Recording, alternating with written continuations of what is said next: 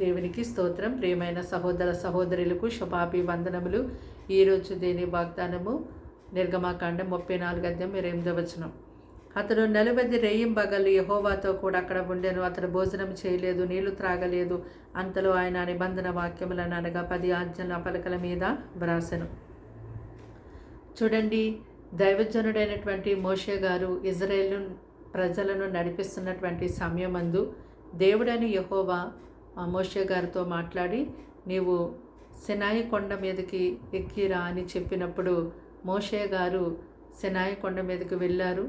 అక్కడ మోషే గారితో కూడా యెహోవా ఉన్నారు. మోషే గారు 40 దినములు అక్కడ పగలు రాత్రి ఆహారం లేకుండా, నీళ్లు త్రాగకుండా దేవునితో కూడా ఉన్నారు. అయితే మోషే గారు ఉపవాసముతో ఉండి అక్కడ దేవునితో గడుపుతున్న సమయమందు దేవుడు స్వయంగా తన చేతి వ్రేళ్లతో 10 ఆజ్ఞలను రాసి ఆ 2 రాతి పలకలను మోషే గారికి దేవుడు ఇచ్చారు. అయితే ఇక్కడ మనము గమనించాలి, దేవుని యొక్క సన్నిధిలో ఉపవాసం ఉండి ప్రార్థించడం మన క్రైస్తవ లోకంలో ఎంతో మనకి బాగా అలవాటు కనుక వారానికి ఒక్కసారి తప్పనిసరిగా క్రీస్తును వెంబడిస్తున్నటువంటి వారందరూ ఉపవాసం ఉండి దేవుని సన్నిధిలో గడిపేవారిగా ఉండాలి. అయితే మరి సంఘ క్రమమును కలిగి మనం ఉండాలి.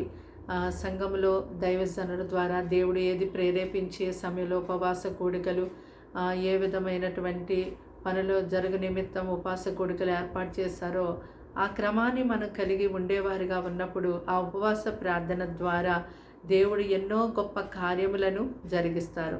మరి ఉపవాసం ఉండి దేవుని సన్నిధిలో గడిపే అలవాటు మీరు కలిగి ఉన్నారా? అయితే మీరు ఎంతో ధన్యులు. ఉపవాస ప్రార్థన ద్వారా దేవుడి సన్నిధిలో మీరు గడుపుతున్నప్పుడు ఎన్నో గొప్ప కార్యాలు మీ జీవితంలో మీరు జరగడం చూస్తారు. అయితే దేవుడు కూడా ప్రత్యేకముగా ఆయనతో గడుపు నిమిత్తము మనల్ని ప్రత్యేకపరుచుకుంటాడు.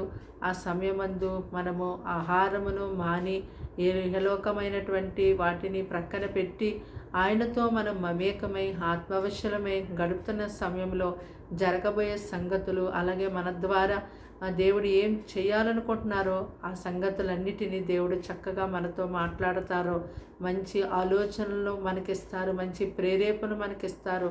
ఆయన చెయ్యబోయే ప్రతి కార్యముని గురించి మనతో ఎంతో గొప్పగా మాట్లాడతారు. కనుక మరి ఉపవాసం ఉండి మోషే గారు దేవుని యొక్క 10 ఆజ్ఞలను పొందుకున్నారు. అలాగే మీ జీవితంలో కూడా ఉపవాసం ఉండి ఎటువంటి కార్యములను మీరు పొందుకున్నారో, మరి ఇంకనూ కూడా మీ యొక్క జీవితంలో మరి దేవునితో నడుస్తూ అనేక సమయాలలో ఆ సందర్భాలు బట్టి వారానికి ఒక్కసారి ఖచ్చితంగా ఒకరోజు ఉపవాసం ఉండి మీరు అనేక రీతిలుగా దేవుని సన్నిధిలో గడుపుతున్నప్పుడు దేవుడు తప్పకుండా మీ ద్వారా గొప్ప కార్యాలను ఈ లోకంలో జరిగిస్తారు. ప్రార్థన. దేవానికి వందనములు, స్తోత్రాలు, స్తుతులు చెల్లిస్తున్నాం తండ్రి. మాటలు వింటున్నా నీ ప్రజల్ని మీ రక్తంతో కడిగి ముట్టి స్వస్థపరచండి, బలపరచండి. వారికి వారి ఇంటి వారికి క్షేమాన్ని ఇవ్వండి, ఆశీర్వాదాన్ని ఇవ్వండి, నెమ్మదినివ్వండి, సమృద్ధినివ్వండి. వారి పిల్లల్ని పోషించండి. వారి ఎగ్జాముల్లో, వారి ప్రయాణాలు, స్కూళ్ళలో ఎంతో ఉద్యోగాలు, వ్యాపారాలు, అన్ని విషయాల్లో సహాయం చేయండి ప్రభా. నీ ప్రజలకు మీరు తోడుగా నీడుగా ఉండమని అడుగుచున్నాము తండ్రి. పరిశుద్ధ పరలోక అభిషేకం దయచేయండి. ఉపవాసముడి నీ సన్నిధిలో గడిపే అలవాటు వీరికి దయచేయండి ప్రభా.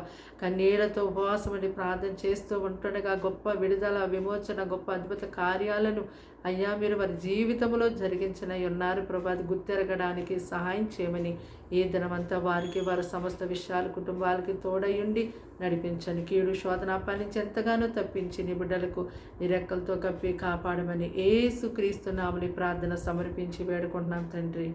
ఆమేన్.